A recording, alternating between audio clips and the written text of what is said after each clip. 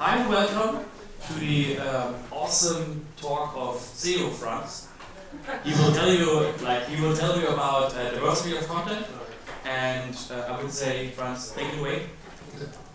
Hello everybody, I'm giving a talk again now after Corona, and the thing is I'm doing this for like 16 years and I'm still nervous. Is the audio good? Yeah. I hear a lot of this echo stuff.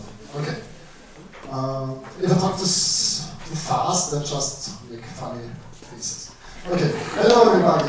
Welcome to the talk Diversity of Content, the SEO superpower and how to use it with WordPress. Who am I? My name is Franz Enzenhofer. I'm doing websites since 1998. I needed money, so I chose where the money was. And then in 2004, I was a business development at the Austrian Press Agency, and the people said, hey, you want to get found in this Google stuff. And then I followed the money and took it from there. And since 2011, I'm underway with my second company, fullstackoptimization.com, and our goal is to make all SEO agencies completely redundant. So, and whenever you go online in Austria, you will always go to a website which I have optimized in one way or the other, because I'm actually everywhere. So, yeah, I really am. So, it's, and I did in the book Understanding SEO. It's I've tried to make it as short as possible, so it's I think 150 pages, and it's pretty good. And you can download it for free under bit.ly WordCamp 2022. So please take it. And yeah. And actually, this is it because this is a concept one of my books, and so this is one of the books that you get. So, before I liked the talk very much. It was a lot about the sweet spot and about technology, and a little bit about search intent. In this talk talking about political talk. In this talk going to talk about content.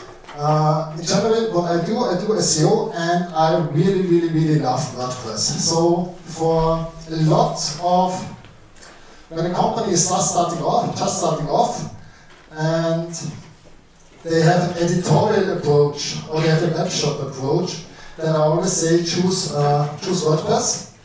And you can pretty much, if you're good, after 3 days, after 1 week to 2 weeks, you can have a very good search engine optimized website up and running. And then you can take it from there and work with search intent and work with content. And today it's about the content thing. I find important SEO is the business of getting found.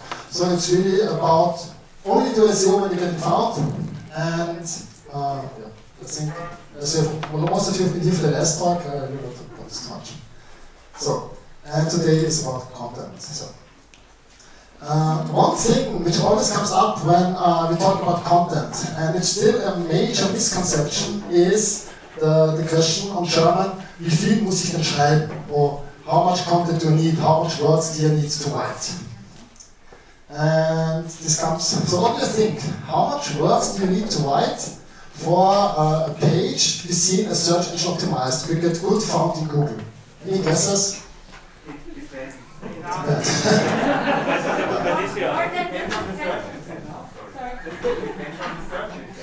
Depends on the search intent. More than your competitor? More than your competitor, that's a good one. Better quality than your competitor. Better quality than your competitor. Better quality than the competitor. Here? Enough. Okay. Oh, good one. About the competitor one, we're gonna talk about, because that's a harmful concept. It's yeah.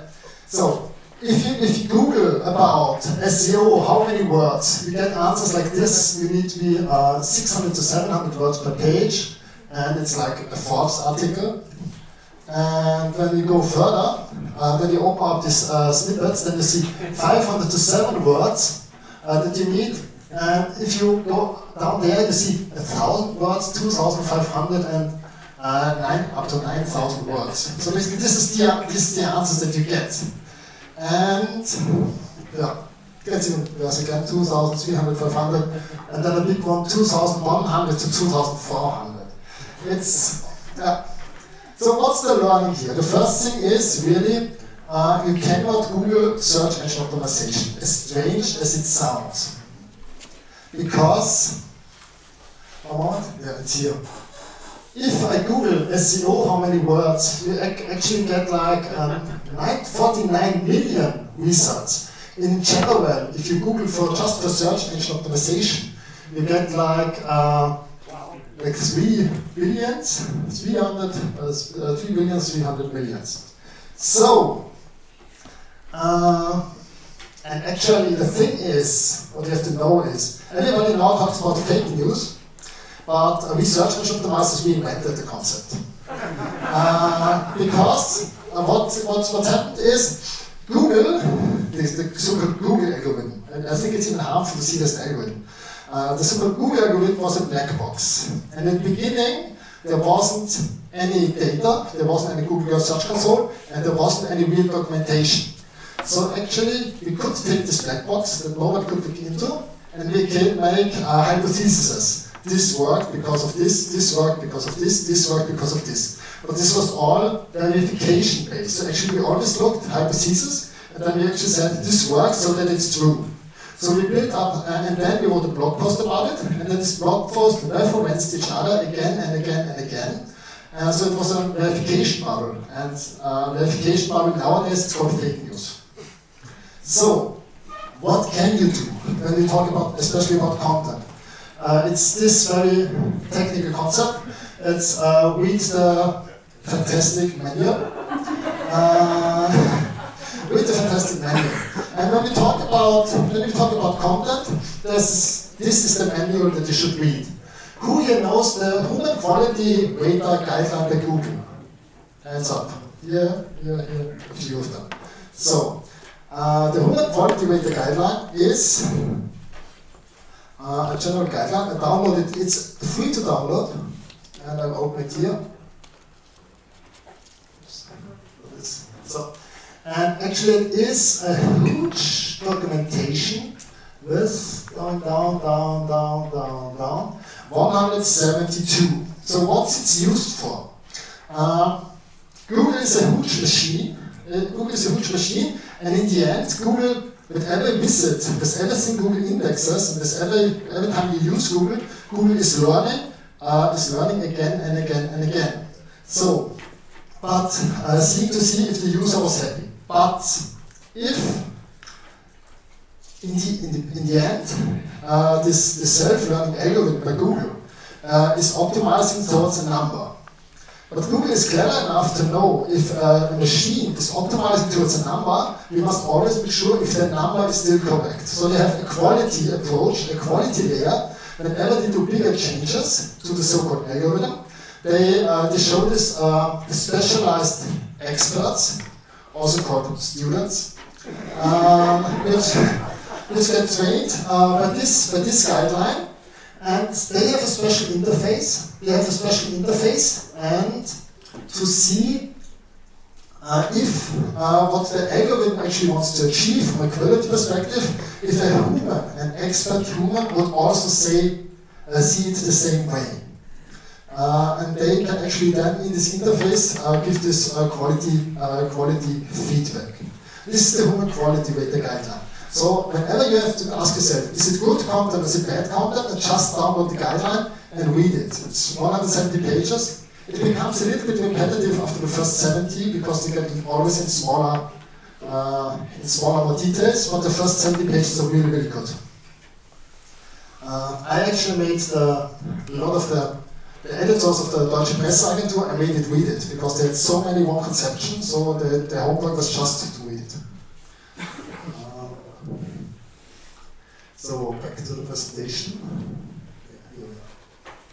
Okay. Within this human quality rating guideline, there is not a single mention of word count. What they talk about is value. They talk a lot about information and search intent. And different users have different needs. The thing is that we are all users, but we are all different in some regards. So. now comes this one.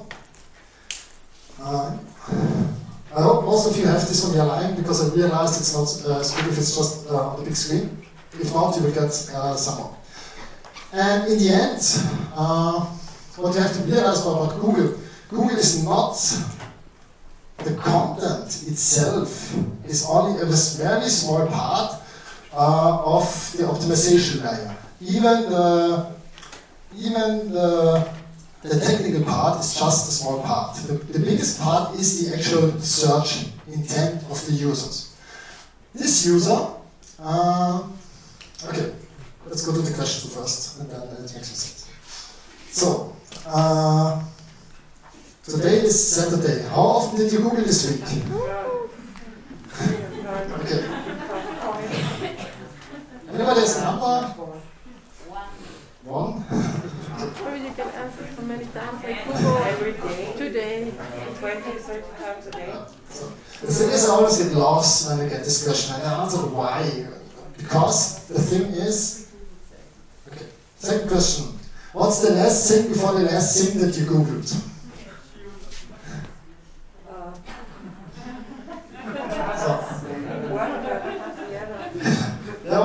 There's always a few which actually know it, but it's like more than 5% of the time people knows it. The thing is, when you Googled it, the thing that you don't remember, what's the last thing that you actually read from top to bottom? Like all the 300 words, all the words that are more than the competition. The last thing that you Googled. You're not talking about going to the Standard and reading an article, you Googled for something that you did not know that you want to reach, and then read it from top to bottom. So, welcome to the world we live in. Welcome to the world I'm optimizing for. People don't know what they actually type into Google, and after this they don't remember, and in the end, when they come to a page, they don't read it. So, search engine optimization in a nutshell. And this is exactly what it is, because behind we do not have a word, we do not have a question in our mind. What we have is the search intent. The search intent is the things that you want to achieve, and even before we finish the thought, we already start to Google. Why? Because it's a better investment of our brain and of our time to just starting to Google than to think about what we actually want to achieve. It's just a much better investment of our energy. So we do not know exactly what we type in. Google knows, we type this into a search query. In the meanwhile, Google knows what we have searched in the past, and Google actually knows where we are, so we are always seeing in the context where we are, what devices we know, and Google also knows what users which are the same as us, either from location, either from our profile, either from whatever Google thinks, Googled, and what they actually preferred. So every search query that we do is seen in a context of us, of our personal history, but also in the general what we users which are similar to us like. And then Google,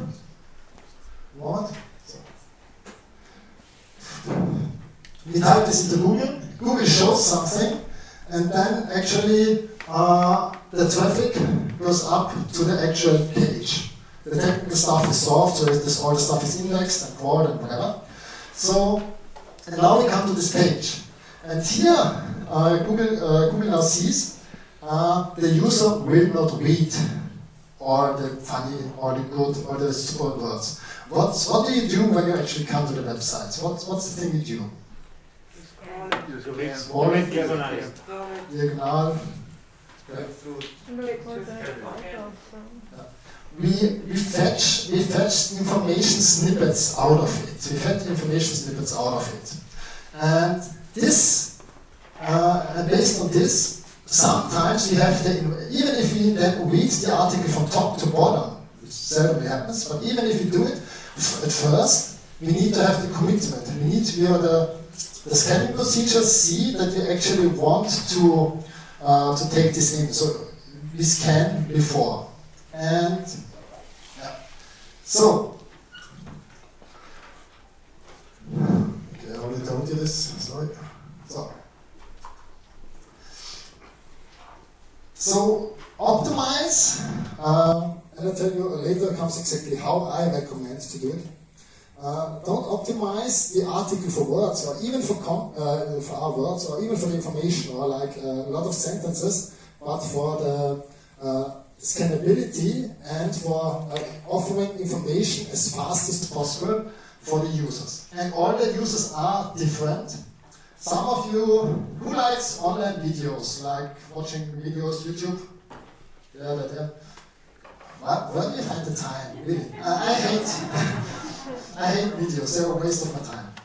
So, but people like it. Then there's always like anything structured in bullet points, in tables, in infographics. All of this is actually easily digest and fast digest content. But all of the users are different. In Google, on the first page, the first 7 results, if you're lucky. If you're unlucky, then it's like 10 results of ads nowadays.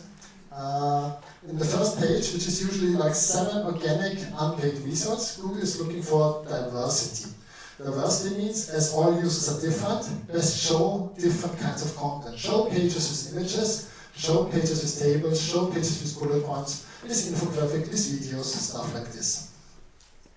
And the more, if you have a page, and the more actually it offers a diversity of content, the higher is the chance that you get a chance to show up on the first page. Okay. So what do I mean is this? The example I have here is sofort Geld. It's a very competitive field. It's about short-term loans. Yeah. And I'm doing this. It even comes here. First of all, here's the PPS equals 0 parameter. So actually I killed personalization, but Google still knows that I'm in Vienna. And what name is. So, and the first result that actually comes here is cashpresso.com. Cashpresso.com is, who knows Cashpresso? Yeah. They are awesome, small company in the 7th district, and they show up for competitive monetary terms, which also huge banks actually wants to rank for. And what we have here is actually, of course we have SEO title, we have a URL, then actually we have headline, we have bullet points. This is the trust enhancer stuff. This again is bullet points, it just looks a little bit different. Here we have a table, bullet points, short paragraphs of text, infographic, headline, short paragraph of text. Definition list. Definition list is actually value, key value, so it always explains the term. A table, infographic, a little bit of paragraph, another definition list, short paragraph of text, FAQ content. That's actually, and here's the interlinking. And they do this.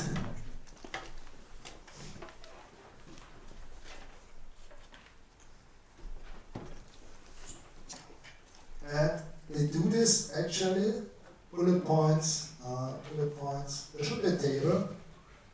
Okay, they got lazy. Table, infographic, table. Definition is probably, it's always the same thing.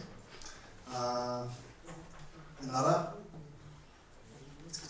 So, this is what I mean, diversity of content. This is like a typical landing page, about 10 minutes, a typical landing page. I'm showing you something else. And this is for my friend, this is Rechnung Fotograf.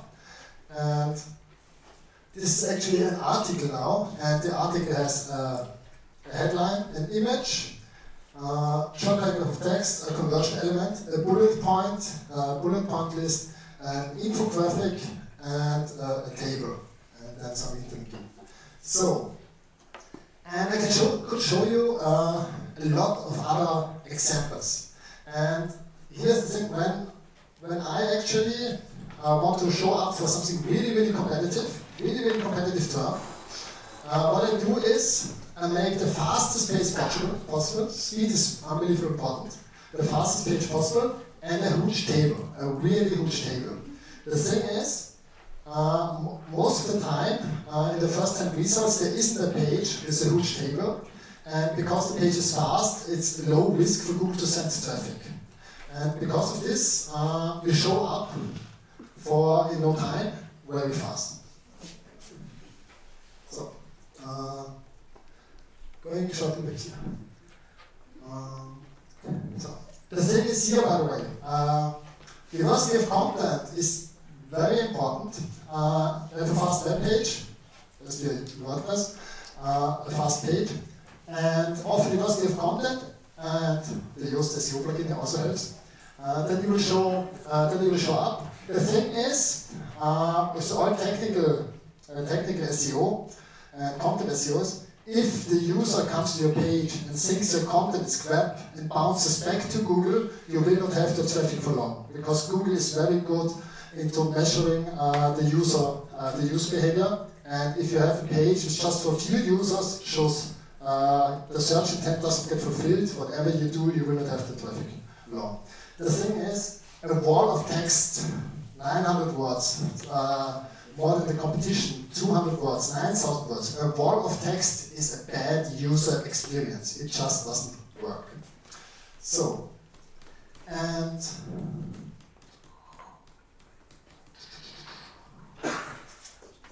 here's the formula that I actually use. So this is, if you're a company just starting off, WordPress, Yoast SEO plugin, a fast theme, which should be another talk. Then targeted pages that want to get found for something. Diversity of content that interlink to each other. And with WordPress and Yoast, you're pretty much settled from a technical point of view. And then you just have to move really fast. And the formula which then I apply and how it works, WordPress can all of this out of the box, which is awesome. This Gutenberg is, you can download the slides by the way too. I like pictures. So, this is actually, I have to look. In this one, you start with images. You can set the future image, you can fit in the alt text of the future image. The image have speaking file names, headlines, then definitely bullet points. Tables. Tables are a huge topic for CMS systems because they are not easy. In Gutenberg, they work out of the box, and in most teams, they are mobile friendly. So you can definitely just start with tables. And as you've seen here, on normal pages, I do not even waste my time with text because my page alone doesn't work better just because I want a lot of text. Then let's go to bullet points. Easily available. The video integration in WordPress, also very good. The only thing is that you make sure that it's fast, but you can embed YouTube videos and they get immediately recognized by Google. This is a definition list. Definition list is a special kind of markup which defines this is a key and this is a value. So it's very easy for Google to make sense out of the content. It's not easily done in Gutenberg, but it has a lot of plugins which then can be used. But also for Google it's pretty much the same, just having a list, an unordered list, which actually says this is the starting value, which is then bold, and then the actual value. This can also be recognized by Google as a definition. Infographics are actually just normal pictures, but which actually show some kind of information, like it's not a photograph. Yeah. And yeah, I can just go this. So, 5 minutes. I was too fast. Okay. So, questions? There is a question. Short, without. No, maybe mic on. No.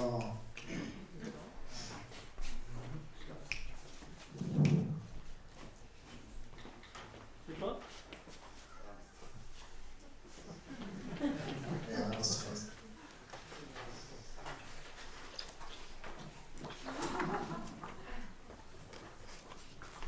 Yeah, you talked about human quality. You have a microphone. Talking to the mic.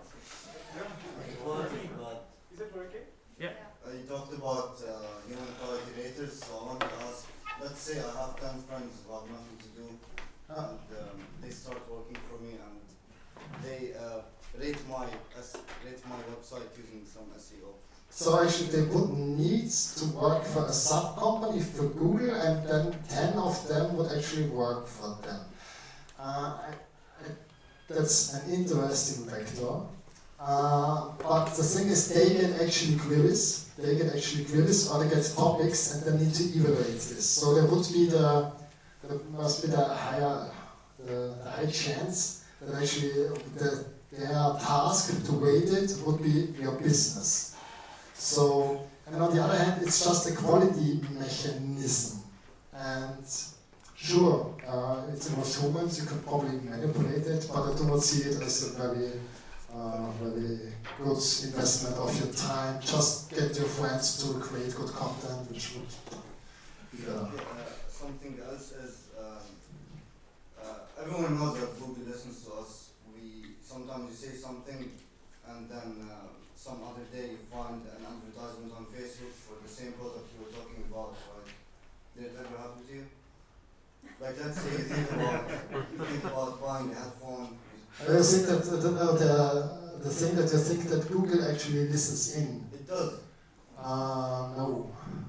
I'm sure it does. No, it's a hypothesis. The hypothesis is that Google actually listens in, but there is like no evidence. And the other thing is what you can really see good, and this is actually a pattern by Google and by Facebook and the others, that if you actually research something, and then you are in the same Android phones, or if you're using Facebook or whatever, and then you are in the same room with other people, then they see ads of what you previously do, because they actually have, now actually there's the context that you know these people. Yeah. So this is actually a known fact that this is done. That does happen, and sometimes I'm next to my friends in public. Like I passed by my friend one time, and they have a TikTok, and suddenly at the same moment they passed by me, TikTok recommended me their page, which is not weird. But here's one little bit the thing. I actually don't know what Google is doing, and I pretty much. I'm showing this one here. Download my book for free, it's awesome. So, okay, the thing is, for me, Google is a marketplace, and I do not know exactly how this marketplace works, and I do not care. The thing is, what I'm looking for is, I make sure that I look at the demand, what are people searching for, doing researches or my hypotheses. Then I create supply, pages or whatever content, pages, content, videos, and then I make sure that these fulfill known best practices. I communicate this to Google, then Google sends always some traffic, and then I see what happens if the user comes to me. And then I see how this performs over time. So actually, I do not need to know how Google works, I just need to know, I have a good understanding of what the search intent is and what is the demand. And then I need to do supply, and then I look at this whole circle of demand and supply. And if I would find out that Google is listening in and I could use it, then I would use it for monetary purposes. Because I'm working the market that exists and not the market I wish for exists. So, any other questions?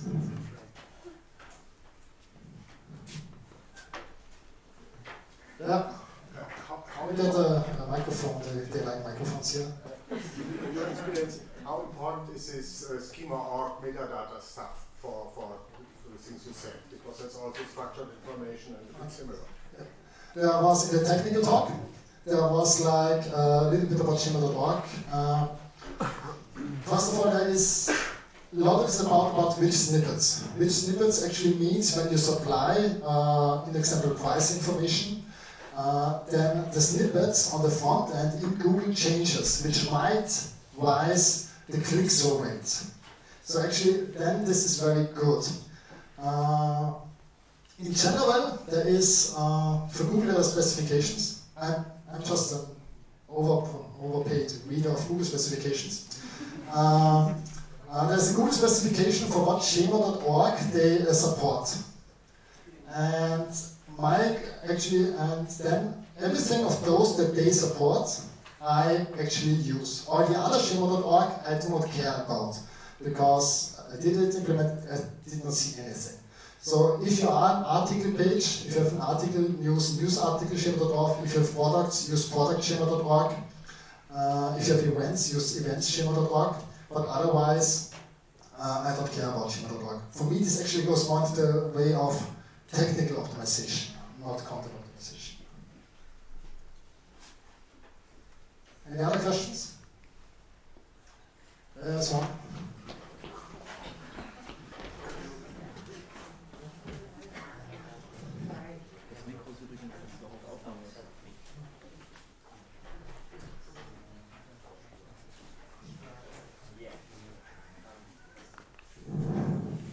Does this work? Yeah.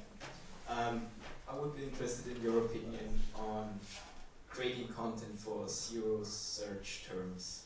Like, it's easy to find keywords in B2C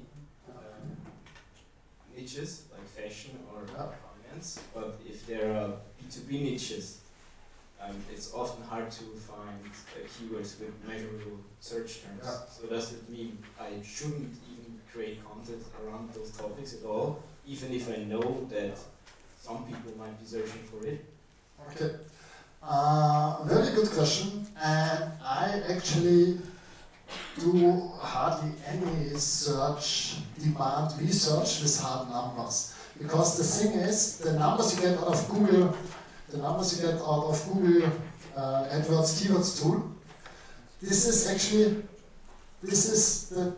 first of all, the numbers are also very fluffy by now. But actually, this is about the words. When the words get searched, it's not about search intent. In the example, the page which I showed, Sofort Geld, which shows up for Sofort Geld, it's not targeted at the word Sofort Geld. It's targeted at Geld line, because we missed it. But the search intent is the same. So, if you think there is search intent, then prioritize it by how far it is from your core value. When you have a company, an organization, there is something that you are. This is actually a core value. And I say, if I have the hypothesis that there is search demand, even small search demand, for a core term for ours, I create this page. But if it's not the core, I need something to wiggle. If it's not in the core search, the core of your business, but farther away, so you would actually just create it because you think people might be interested then on the value that your company offers, then I always go with search demand. I need at least some indication that the people are searching for it. This is either via Google Autocomplete, Google Keywords tool, or the Google Trends. I need some indication if people search for it. Otherwise, you can still do it, but it's not search engine optimization. Any other questions? There was one. Hello. So, what do you think about keyword cannibalization? Would you try like A/B testing with different diversity? So one subpage with a lot of tables and one subpage with videos and graphics and stuff like that? And which targets the same term, or yeah. And then you see which one wins. Yeah. Okay, there's two things. As soon as you have one web property with 2 pages which target pretty much the same search intent, then you have internal competition. So whenever you do a test, then Google is actually starting an auction, is showing users this one and then the other one, and then the one with the better usage values, however Google measures them, wins. But during the time that you are cannibalizing yourself, the competition will show up better. So this one is a hard one. I would not do it with targeting the exact same terms, but what we actually do is what we try to find. I call it the user company Google fit, which is we try to find a formula for a page which works for Google for the user and for the company. For the company, they can create this page, and there's a high chance of conversion on this page. But as I don't know how this works in the beginning, I create a lot of pages in this one kind, and a lot of pages targeting different things in the other one, and then I see which one of those perform better. But I would not start it with cannibalization, because then the self competition kicks in. But doing tests like this, I do this a lot. I got this find a page, Google use of it. Thanks. I might add another question. You know all these footers with web design Graz, web design Vienna, web design, you know that stuff. And for some reason, even though we know for 5-6 years, Google doesn't like that. For some reason, there's one guy still on position 1 on Google. With that. But here's the thing: the interlinking itself, for interlinking and position are two different things. Because we search engine optimizers, we ruined everything that we touch, and the first thing that we touched was the footer, so we ruined it. So Google actually decided that whatever we put in the footer is pretty much ignored, especially all of this interlinking. Then there's the big discussion: what is the footer, what isn't the footer? But just because there is some parts interlinking that Google actually doesn't care about anymore, doesn't mean that the content itself or the brand of the website is therefore harmed. So especially if it's a big brand websites, people search for the brand, together with organic variations, like Durchblick Autoversicherung, stuff like this. If they search for this, then there's a high chance that it works, even though that the SEO did all of the interlinking in the footer. So I have to look at it, if it's brand, if it's not brand, how fast is it. But sometimes I work with big companies and I just don't care about the things in the footer. And if there are links, then there are other things to do. It doesn't work because of the links, but still. Yes. Okay, got it. Thank you. Okay.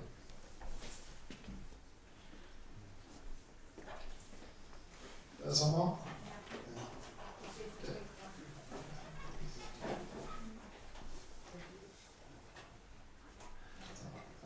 Just you said in the beginning that as much words as the competition. Just wanted to say is I don't like looking at the competition, because when I look at the competition, I do everything different than they did. But now ask your question. No, I think that was really great, and I said it because a lot of agencies use that, method to optimize. So I just said it also, and when you said it's not so, I thought it's super interesting to see another approach. But my question is also, I got interested now also or I'm interested now in your opinion. How long does it take to see the success of an optimization? First of all, it depends. So, did you do all the technical stuff right? Because if Google cannot crawl your page, you did not communicate it correctly, cannot render you correctly, or your site is just too slow, then there's a bottleneck, and good content will not help you this much because Google did not see it correctly. So, if you do the technical best practices halfway right, then are we talking about one article or not? But in general, I say after an optimization, what an optimization I mean over a page inventory, about 50, let's say the minimum is 20, but you optimize 20 to up to 50 pages, and the technical best practices are fulfilled, you should see a positive trend after 2 weeks. If after 2 weeks it goes up, you can expect it went up and it will probably go further up. After 2 weeks, when you see nothing happened, nothing will further happen. If it goes down after 2 weeks, it will go further down and stop at some point. So this is my one. But it depends for big websites with crawling issues. I'm consulting a big Austrian Bundeshauptstadt, and when we started, the page inventory was 800 million URLs. So, and they wondered why they did all this content optimization. why it doesn't have any effect. Yeah, because Google was still working on hundreds of millions other URLs. So big websites have different rules. But for small websites, 2 weeks, if you do not have quality issues. Thank you. There was a question. Sorry. Hi. Sometimes it happens to me that I have pages in my talk results that are obviously very bad and automatically translated from another original language. And so I'm wondering if this isn't bad quality and why this bad translation is ranked so good. Could it be that the original article or page has such a good ranking and this is transferred? Okay, paraphrase it. You have seen results where something was obviously auto-translated and it still showed up good in the search results. First of all, the original source from where it was auto-translated doesn't matter because it's new content. So actually what you just have is a bad quality content page. Google changed, this was seen as the past as pure spam. Pure spam actually means you could get kicked out of Google the whole website. So what you can do is submit a spam report, nothing much will happen. Then Google changed the definition from pure spam to just spam. So when you auto-translate, it's just spam. But usually it should not show up or not show up for long. So it's an... I usually don't see it short time, and then when I visit the same query again after 2 weeks, it's gone. So if it's there, then it's short time. Or there are other things like brand. Like it's a huge, big websites which get searched a lot, like Amazon Booking and stuff like this. They can do pretty much everything because people want to reach the resources. So that's one of the challenges. And funny note, by the way, I was the biggest player in auto-translated content in 2008, and it worked marvelously. And then Google cut us down, so I do not recommend it because they really kicked out all of our traffic. But I did it for a few 100 million pages. Hi. Hi. Thank you about the new learning about diversity content. Do you have any ideas about ratio spreading? Table first, URL list second, otherwise long table, mid table? Are there any? Google has in general priority of top to bottom. Everything that's further up is more important than further down. So pretty much the footer gets completely ignored. What I have seen is, I work with some health news, health magazines, big websites, and at the beginning when we introduced diversity of content, they put all of the diversity of content down at the bottom. Like the bullet points started further down. And what we did then, we moved it all up, like bullet points and then the tables and all of this, and we saw an immediate big impact.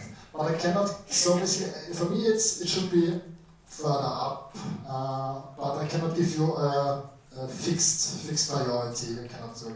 But what I can say is if like there's huge lots of text before and then the structured content, then you, for the user and for Google, you have not done the best thing. Because the values are like 20% of the users don't scroll at all. And then like three screens below the fold, it's like 40% of the users. So and if they don't have seen any diversity yet, that they would not have been able to scan the content, and you have pretty higher usage value and the bounce back. I do not know exactly if this is still the values, but it's like 20 and then 40%. And are there any official sources, or is this all wisdom by own research? The sources is the Google Home Equality Rater Guideline. And the interpretation of this. Yeah, it's reads this. It's not a how to do, huh? No, it's not a how to do. It's reads this. Follow this whatever is in there, and then actually this is my this one is my formula. But in general, I recommend you the concept of finding the page business user fits. Page business Google user fits. So it's really about trying different kinds and then choose the page formula that actually works for your business, gets conversion. You can actually create it. So there is like the willingness and the resources to create this kind of page, and it works in Google. And when you found this fit, then you try to scale it. Scale it means how can you create more of them with lower cost, lower time investment, and still growing traffic. And if you start from a blueprint, choose mine. Yeah. That's the invoice. Oh. This is infographic. Yeah, okay. Okay, sorry. I don't know why this is here. This is an infographic. So the thing is that this company did very good in the past was that their topic is billing, and they managed actually to create this very boring topic into a lot of diversity of content, and it's just with their own pictures, own infographics and stuff like this. So, really good. Okay, I think we are over the time, correct? We still have time. Okay. Any more questions? Questions? Can we download your presentation as well? I think that you get it. You get, they have it in, you get it. Short answer, yes. Yes. And so there's a SEO video course, and I'm giving a course for consulting for SEOs, not SEO consulting, but consulting for SEOs. And the book, this will be download the book. It's limited to 300 copies, but I think this will be enough.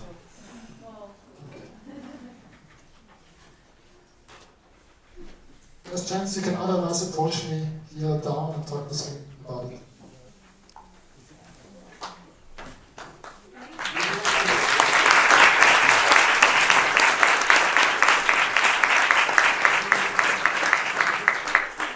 Thank you very much. Now is the break, so you can enjoy some beverages and stuff. Okay.